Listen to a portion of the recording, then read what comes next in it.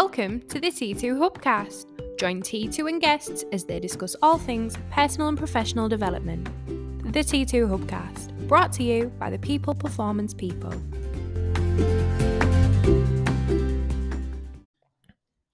So welcome to the T2 Hubcast with me, Martin Johnson.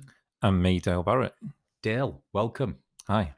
Well, I was going to say it's your first podcast, but it's not. It's not strictly speaking true, is it? No, it's my second. You joined Spencer a few months back to do one for Humberside Fire and Rescue. I did.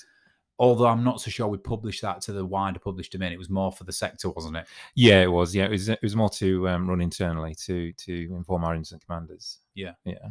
Well, listen, this is why I'm starting with that, because fast forward to today, Dale is now officially on secondment with us. Yeah. As a consultant. And it was born, Dale, out of that initial podcast where I listened to you and Spencer and Dave chatting about all things incident command, was it? Yeah. And some of the philosophies you'd learn here at T2 and how that ties into incident command. Yeah. And I remember sat there on a train listening to it, Dale, thinking, this guy's all right. He can string a sentence together. Let's try and poach him to T2 one day, which was sort of a semi-joke, but it sort of wasn't. And I remember texting Phil Shalito and saying, who's this Dale Barratt? He's a good guy. He's great. He could be a great T2 consultant. I think Phil responded with, don't even think about it. Yeah. Yeah. But fast forward to today, we've had some good conversations. We continue our partnership with the service, and we've agreed to get you on secondment for 12 months initially, to get you delivering some stuff and give us capacity, and also for you to come in and see the world of T2. And yeah, that's right. So here you are. How are you finding it? I absolutely love it. Yeah. I mean, the hardest decision I have to make now is what am I going to wear in the morning, because I'm institutionalized. So I get up in the morning and it's the same uniform. But for now, I need shirts, trousers, look smart. So what am I going to wear today is absolutely. A common T2 dilemma. Yeah. It's like, I've got the police force in today. I need to look smart, put a shirt on. Or it's, I'm with a manufacturing organizer. I'm with the sports team today, so I can dress down a little bit. Absolutely, yeah. Absolutely. Yeah. But it's easy in the fire service because you have a uniform, you wear what you're told, and it's nice and simple, right? Yeah. But it's opened to my eyes, and it's enjoyable, which is the main thing. I'm fascinated by human behaviour. So this is my second secondment. My first secondment was back in 2012. Yeah. So I was moved across into our sister company, which is HFR Solutions, and we was looking at delivering work at height training in the offshore sector. But bolted onto that, we really dug deep into behavioural safety. So not only was we delivering work at height training, I delivered sessions around what makes us tick, because we all want to come into work and go home safely, but we make these these decisions throughout the day which ultimately can cost us our life sometimes. So I really wanted to find out more about that. Well, and this is it, and this is the opportunity, Dale, for me to talk to you a little bit more today, because your background is fascinating. And although you're coming to T2 to widen that knowledge on human behavior and why we humans think, feel, act, and behave the way we do, the psychology of performance, the psychology of managing pressure, the way we think, the way we deal with our triggers, all of that is what you're here to sort of deep dive into. But you've got plenty of experience in your sector in dealing with some of the most pressurized situations you possibly can be faced with. That would be safe to say. I mean, I'm talking around RTCs, I'm talking around incidents, whether it's with around fire, rescue, open water, whatever it might be, where actually you've got to perform and you've got to manage that emotional state, that fight or flight that we all naturally have. And I think your background is you've been involved in a lot of that sort of stuff, isn't it? Yeah, that's right. Yeah, over a long period of time, through repeated exposure, you sort of build these sort of this resilience to incidents that you go to. But let's face it, in the fire service, any emergency service, where it's high pressure environments, we're just a cross section of the population, but we spend time in building our people up. Giving them the knowledge, the training, the exposure to really start to build this thought process up. Well, let me go straight into that then, Dale. We talk a lot about, people ask us what builds resilience, what builds your ability to deal with pressure and remain pragmatic, rational, in control, calm, whatever it might be. And we do talk a lot about the power of repetition and exposure. So is that the most, to date, is that the most known way of sort of desensitizing yourself to trauma, pressure, and stress? Just exposure, sheer amounts of exposure, or is there more to it than that? Yeah, well, it's like anything. If you think about if you ask the population what's the biggest fear out there, then right up there is public speaking. Yeah, number one, global fear. Yeah, but but the only way to get over that is actually to go and do it, and you start to build up this thicker skin. And we see the same with incidents. The problem we've got at the moment is people are getting generally a lot safer, so the level of incidents that we're going to is starting to reduce. So what we need to do is factor that with training, so repeated exposure to either a training scenario or a real life incident starts to build up that knowledge that's within your brain. And I know we've talked in the past, and you're a big believer in the chimp paradox. Yeah, them 3 areas of your brain. Well, it's that filing cabinet we need to start filling up. So it's if we can't replicate that through exposing you to an incident, then what we need to do is repeatedly train in that particular scenario, so you can start to get your thought process where you can almost go into autopilot. I've been here before, I've seen this, and I know what to do. Because you build up reference points in your computer, good, bad, and indifferent. That's you know what to do. You've been through this before. Mm-hmm. This is what you control. Let's go. The feelings are normal, right? It's really interesting. And in sport, there's a thing called, we work in elite sports now, and we're branching out across lots of different sports. And they have a saying in sport called deliberate practice. Deliberate practice being you can very rarely replicate the intensity of competitive elite sport in form, i.e. a Champions League final, or the Tour de France, or the 100 meters final, whatever it is. There's very rarely you can replicate that level of pressure. Yeah. But deliberate practice is based on the notion that actually you're going to try and get as close to it as you can, over and over and over again. Yeah. Because then it'll go some way to preparing you for the 100 meters final, or the last climb of the Tour de France, or the penalty shootout in the Champions League final. Yeah. And I think that's what you're talking about in the service, isn't it? It's like through training and operational exercises, we can build up our amount of hours of exposure. Yes, it's not entirely the same as the real thing. No, of course not. But it's close to it. It is. And, so there's two ways to look at it. It's thinking clearly under pressure. So we need to make key decisions, built on what we can see in front of us, which ultimately may save somebody's life. But with that, we need to be open to vulnerability, that sometimes we're going to get that wrong. Yeah. So what you got to do is surround yourself with good people. If you haven't built that experience up and that exposure yet, surround yourself with people who have, and that's where you're mentoring, coaching, or just relying on the team around you. But ultimately getting to a point where you're not making these what we call inertia decisions, where it's I've made the decision, now I'm going to withdraw it again because I'm not sure. Let me probe you on that. This is fascinating, Dale. And I told you before we did this podcast that it could go anywhere. Yeah. This is a sweet spot that I think our listeners will be really interested in. Thinking clear under pressure, I think, is of interest to every human being on the planet. You referred there to making inertia decisions. Yeah. Just explain a little bit around what that is versus a different type of decision making. Yeah, so I mean, there's two main ones that we look at. Decision traps, which is when you become absolutely blinky, you make a decision and you stick with it, but it's not working, and everyone else around you can see that it's not working, but it's your decision, and there's a lot of pride attached to that. So you're going with it regardless. Wrong thing to do. But the other side of that is inertia decision, where you make a decision and then you think this isn't going to work, and you quickly withdraw it. So it's that inertia. And the problem with that is you get to this point where you're so afraid of making the wrong decision that you're waiting for someone else to make it for you. And that's the worst place to be. And that's the worst place to be. So let me paint an example of this and get your opinion on it. And by the way, this is going to no way reflect mine and Dale's political views or which parties we think are the best. But let's look at the government recently through the pandemic, the Conservative government under Boris. There was a lot of frustration because decisions were being made and then retracted. Yeah. And everybody called that weak. They said they're uncertain, that it's a joke. If you make a decision, bloody stick to it, all the rest of it. And I read this in a different piece of collateral recently that actually, no.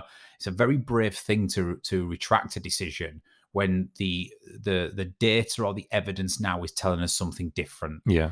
When everything is suggesting that the decision we had previously made is no longer optimal. And actually, sticking with that decision regardless is not what we should be doing. No. We should have the bravery to say, no, the goal, yes, we made that decision on Monday, but the data suggests now that we're in a different position and that there is a better course of action. Yeah. And if that means reneging on that decision, or not reneging on it, but if that means changing the decision, that's a good thing, right? And that's what you're talking about. It is, yeah. I mean, ultimately, that can be seen as weakness in a leader. But what we want from our leaders is sometimes just to say, do you know what, I got that wrong.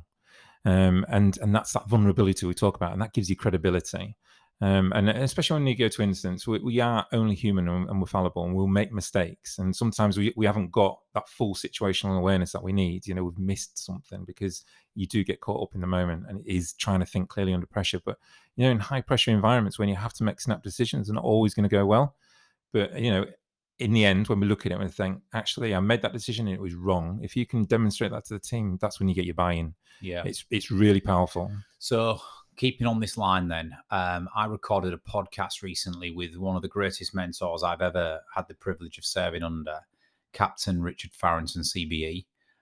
He was my old skipper on HMS Nottingham. It was really good to interview him on a podcast. And I always tell a story of, we crashed into the rock in Lord Howe Island and we nearly sank. It opened us up. Right. Massive major incident. It was an £800 million warship that we nearly sank. There's a long story behind why it happened. Not Richard Farrington's fault in my eyes, but he's ultimately the skipper. And he actually, I think, saved us that night. However, he comes back on the helicopter. It's Sea State 10. We're in pitch black Tasman Sea, and we've hit the largest underwater rock on the planet. Long story short, it's ripped us open 16 feet by 10 feet. Yeah. And it was all because we had a smaller map of the area and a bigger map, and we set the course based on the bigger one and didn't look at the local hazards. So complete human error that caused that. Richard Farrington ran straight up to the bridge. The alarms are going off because we're taking water in all over the place. Everybody's screaming on the bridge and running around. You know, there's a lot of chaos. Yeah. And I always tell this story that in that scenario, he said, turn the alarm systems off. We can't do that. Yes, we can. I need to think. Turn them off for a second. Everybody be quiet. And he sort of, his first decision was to make no decision because he needed to think and get his bearings. And it was almost like after 30, not too long, 30 seconds, 40 seconds, his immediate thought came to, we need to get off this rock. Because the rock was inside the ship, and the sea state was turning us, and we were going to break the back of the ship. Yeah. If the ship breaks its spine, we're all going down. So his first decision was, I need to get off the rock. And then from there forward, then we could start to make that decision led into another one. So I guess, I don't know what your thoughts are on that, because you've attended high pressured situations and been in stuff, but sometimes that little 30-second period where, yes, the temptation, the human nature is to jump straight into action, start ordering people around, start making decisions. But if you're not ready, right, that's counterintuitive, right? Sometimes you've got to stop in the madness for a very short period of time and think. Yeah. Would you agree with that? I completely agree with that. And, you know, people think thinking clearly under pressure is this high pressure environment where you can make snap decisions really quickly. It's not. It's about controlling things. You know, the controllables that's around you, which is you, and the decisions you're going to make are factored on everything else that's happening around you. You need to get a grip of that quickly. And that time, you know, that 30 seconds, even a minute, where you just clear your thoughts and you think, right, have I been here before? No, I haven't. Is there something I can refer to? Right, yeah, I'm going to refer to this. Is there people around me who's been to something like this? Can I ask them? Start building a bigger picture. We call it situational awareness. You know, what's actually happening. And it's almost like taking that step back instead of being right on top of it. Take a step back and have a look at it, and then go back into it armed with that information. And if we turn this slightly away from my experience in the military and your experience in the emergency services, very few organizations will ever be in this type of pressurized situation, i.e., it's life or death, or I have to make a call because the risk it carries in the next couple of minutes is of great risk. Usually, business owners, senior leaders, whatever it might be, are blessed with more time. Yeah, they are. So there really is no excuses. Yeah. To either make very irrational decisions. You know, usually we have the time to stop and think. Yeah. Which brings us around to the work that I did around behavioural safety and the training that we did is that people who go to work and they end up having accidents, life-changing accidents, where you go to work and by the end of the day you don't know how you're going to pay your mortgage, you don't know how you're going to kick a ball with your kids. Ultimately, it could end up in a fatality, and that's how we got drawn into the offshore wind sector after a couple of fatalities. Is that people make decisions, cut corners, so that you can put all the procedure and policy in place that you want, but we're human, and we make humanistic, decisions. Which is, I'm just going to do that because it'll save time, and that's what we need to dig into. What makes you make that decision? That there's a policy and procedure around this, but you've made that decision. It might not be rash; it just might be cutting a corner. It's because we're so removed from consequence, and that's what we talk about in the fire service. Is the interpretation of risk is very, very different if you've never experienced that before. If you've never experienced the consequence, then your version of that risk starts to distance itself. So it's trying to get people back into focus. Actually, there is some consequence, and you may not have experienced that, but you will if you carry along this path. We need to. And my views and my model on challenge and threat state, and it links into this with behavioural safety work that we've done in the past as well, but also just dealing with pressure, like you say, and making decisions that carry certain levels of risk. Is I'm a big fan of going. I think you need to be challenge state with incidents and with pressure and when making decisions, and not threat state. Yeah. And this is the biggest mistake, because people say to me, Martin, but you're living in dream world, because we can't always be making decisions based on what we want to happen and the shiny stuff and the glory and all the rest of it. And I'm like, well, but you're misunderstanding challenge and threat, because the one thing that is absolutely present in both challenge and threat states is that we have a healthy level of awareness on consequence. Absolutely. Does that make sense, Dale? Yeah, it does. Like, I constantly say to people, challenge state doesn't mean that we've got rose-tinted glasses on and we're not looking at what could catch us out, because that's dangerous. Yeah. Challenge state is saying you have the healthy level of awareness of what's at risk here and what are the consequences of certain decisions and actions. And with that healthy level of awareness, you use that, but become 100% focused on what you control in the moment and what we want to achieve here. Yeah. Whereas a threat state is where you allow that awareness of consequence to run riot, so much so that all you are now going to do is make decisions based on the what ifs and the what we don't want to happen. And that is not optimal for decision making, in my eyes, because you become very, very risk averse, you become hesitant. You start focusing on the things you don't control rather than the controllables. That leads to procrastination, which doesn't lead to decisions or actions. So for me, Dale, it's challenge and threat is a really good way of saying it's the same human response. Shit, something is wrong here, or we are at risk, or I am in a situation that makes me feel incredibly uncomfortable. And what if I get this wrong? That happens in both. However, the challenge state just simply goes, right, embrace that feeling and acknowledge it, because I'm human and I'm meant to feel like this right now. Yeah. But the only way I stand a fighting chance is to calm myself, look at what the controllables are here, and make some decisions which will lead to action. Yeah. Because if I start worrying about what if and the repercussions, I'm going to be incapacitated. I'm going to be unable to make a decision. Yeah, you freeze. Yeah, and it's two things really. It's consequence, but it's complacency that will catch you out. I tried to explain this the other day. It's if you can imagine like Swiss cheese with the holes in, sliced up. You could put 4 or 5 of them on top of each other, and you could class them as barriers to consequence. So it might be a policy that's in place, might be a procedure, it might be by something that you need to follow, some sort of tick sheet, where you work your way down it.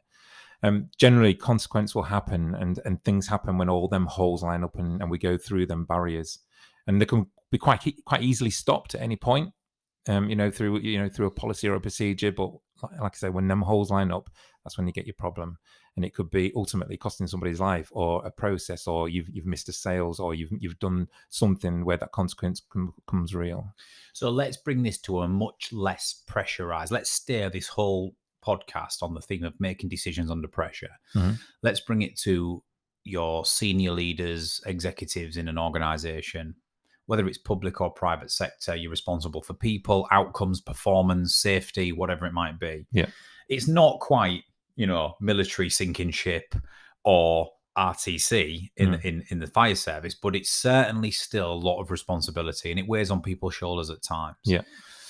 If I was to say to you, at that level, when we look at leaders, in order to make good decisions, if there were some tips we can give them, like when they start having to make decisions that could have a repercussion or might sit right with some employees and not with others, or could lead to growth or loss or whatever it might be. Is there a couple of simple tips we can share with the listeners? What would the first tip be if you're a senior leader having to make a decision in an organization? Yeah, I mean, we talk about the trust-based leadership in T2, don't we? And I do believe in that. Credibility goes a long way. You've got to know what you're talking about and have an understanding of it. But we hear this phrase in the workplace, don't we, which is jobs worth. And when you think about a jobs worth, if you can imagine that in your head, it's someone who's got a tick sheet in the hand with a clipboard, and they're literally going through it. Done this, done that. But ultimately, hypothetically, that's what we need. And if you think about behavioral safety, where it came from aviation, didn't it? From some of the high-profile incidents that happened with aircraft, crashing, about just going through this autopilot where something's happening and one person is making key decisions and not confirming it with somebody else. And ultimately, that confirmation through somebody else, that second set of eyes, that tick sheet that we're referred back to, then procedures that we need to just tick off in our head, ultimately will protect us when we're making them decisions. So what you're saying there is seek counsel. Yeah. Sometimes don't go it alone. Yeah. Yeah. I think when I think about myself, Dale, because I think there's an extended part of that. I think don't go it alone and seek counsel and guidance and input. But if you are responsible for making the decision, you've still got to make it at the end of that counsel, and you still got to be accountable for that decision. Mm-hmm. So it's like, I'm going to be comfortable making this. I've got opinions and counsel, and I've now formed my conclusion. But if it goes wrong, I ain't blaming my counsel. Yeah, I'm still accountable for this decision. I think that's what the best leaders do. I will go out into the office. I'll ask you. I'll ask Dylan, the apprentice. I'll ask Claire. What do you think we should do, guys? And there's loads of input and ideas, and sometimes we agree and sometimes we have different opinions, but make no bones about it, when I make the decision, it's on my shoulders. That's good leadership. And if it's the wrong decision, I'll hold my hand up. Yes, I got counsel, but I'm certainly not going to go, well, Claire was the one who influenced me into doing this. Yeah. It's exactly that. It's everything you've talked about and everything we've talked about in this podcast. Have good people around you, peers above you, below you, to the side, people you can rely on and trust. But you're right. Ultimately, when it comes down to making a decision, and again, I don't want to keep referring to the fire service. In the fire service, you have decision logs, so we even write them down. At this particular time, I made the decision based on the rationale that I've got in front of me, and that's ultimately how you're making informed decisions. And if they go wrong, you hand up, and that's that vulnerability. Do you know what? I got it wrong. I missed this key element. But this is what Richard Farrington says, because there's really no wrong decision. No, it was just the decision you made at the time. And if things change, you make another one. Yeah.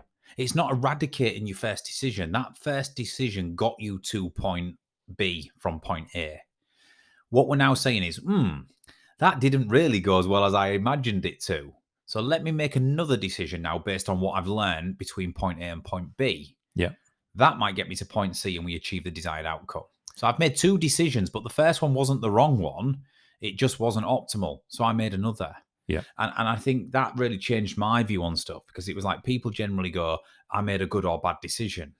Well, you made one based on what you felt was the right thing at the time, but no decision is finite. It's like, right, okay, I've made that. That's got me to this point, so I'll make another one. But the two decisions as a pair got me to where I needed to be. It's, in fact, I learned a lot from the first decision. Yeah. So I think if people think like that, if leaders, managers think like that, they'll be less worried about making them, because it's a series of decisions rather than a finite good or bad one. Yeah, and I'm 44 years old, and I've had a long career in the fire service, and I've got to this point now where I've built up, and you mentioned it earlier on, this resilience This resilience isn't a gift to you where I'm naturally born with resilience, or I can say I've got it. You have to earn it, and you earn it through the really bad times where you make poor decisions and you've never been here before and you've learned from a massive mistake, to when it goes really, really well. But what I've got now is a filing cabinet you can flick through and pull out that right decision for the right time, and not necessarily go into autopilot and apply that decision. Just check and balance. What do you think to this? I think I'm going to go with this. I've been here before and I've done it. Let's get that decision logged down. Let's cross-check it with everyone's understanding. Right, it's mine. Let's go for it. And the reason I always say this, and listeners who listen regular might have heard me say it on previous podcasts, but it's one thing I'm trying to teach my kids as well, because when you make a decision, a true decision to do something, it then leads to action, and actions lead to outcomes, good, bad, or indifferent. But you're going somewhere, right? When you're not making decisions, it doesn't lead to action. It leads to procrastination, which doesn't lead to any form of outcome. So you're just drifting. You're in rabbit in the headlights, right? So make decisions, because decisions will lead to actions, which will lead to outcomes. And then if it's not the right outcome, we make another one, and we keep going, right? And I think that's the art of performing under pressure, and keeping on when you're not getting the desired result. Because after all, I always remember I was probably 15, 20 years ago. I was in Orlando watching a conference for my old organization, and the keynote speaker was a philanthropist and a swimmer, an ocean swimmer called Lewis Pugh. I don't know if you've ever heard of him. South African guy, fantastic speaker if you want to look him up on YouTube. And Lewis Pugh gave this fantastic keynote about mindset and resilience, and he talked about decisions. And he finished off his talk by saying, and the reason this is important, because after all, there is nothing more powerful than a decided mind. Yeah. And I think that's all you need to know. Yeah. And, once the mind is decided, it leads to actions, which leads to outcomes. And if that outcome is an optimal one, brilliant. If it's not, we'll make another. But you've still got a decided mind. The undecided mind is the dangerous one. Yeah. And sometimes you just got to rely on your instinct. We talk about leadership is in this thing that you can learn or you develop over time, and that's true to some extent. Where when you're placed in a position of leadership, you really should be looking below you to see who the next leader is. You should be acting as a mentor, because ultimate leadership is all about being a role model, isn't it? So people aspire to be like you, and then that's that succession that comes through. Yeah. But ultimately, we make decisions as humans on a daily basis all the time, and they're generally quite right. That empathetic side of a human. If you think someone looks troubled today, and look like they've got the weight of the world on them, I think I'll make them a cup of tea. That's the right decision to do. Do you know what I mean? That's about leadership. Trust your instinct. It's probably right. And with 2 minutes to go, I just want to make a final comment on this, Dale, which is this. Some people say, yeah, but Martin, it's great that, but sometimes, like Richard Farrington, not making a decision in haste is the right thing to do. And this is the way I'd answer that. Yes, it's absolutely right. But it's got to be a conscious decision that you're not going to make a decision. Does that make sense? Yeah. So when you sit there like Richard Farrington did and you go, right, everybody be quiet, calm down. He's made a decision to hold off and not make any decision for a short period of time because he needs to think. Yeah. That's a decision within itself. What you don't want to get caught up is rabbit in the headlights, cortisol flood in the brain. I don't know what to do. And then you rush, or you're just in that complete paralysis of, I don't know what to do. Yeah. So yes, sometimes holding off is an important thing, but let it be a conscious decision to hold off. Yeah. And not just because you're freezing. And one of the most powerful things I've heard in my career from someone that I held in high regard is an instant we went to, quite a big instant. We had someone who was acting up, and I turned up with another crew, and my gaffer walked over, and this guy basically says, I'm not actually sure what I'm supposed to be doing here, and I've never been to anything like this before. And my gaffer just turned around to him and said, nor have I, but we're going to get through this. And it's just real clarity that actually we're in this together. We're going to get through this. Don't worry about it. And we're going to be fine. Challenged it. Love that, Dale. I think we'll end it there. Dale, That's 30 minutes up already. What a pleasure, mate. I enjoyed that. Yeah. We'll probably come back and do something else on that, I think, because it's a fascinating topic. Mhm. But Dale, thank you very much. Thank you. And we'll be back shortly with another T2 Hubcast.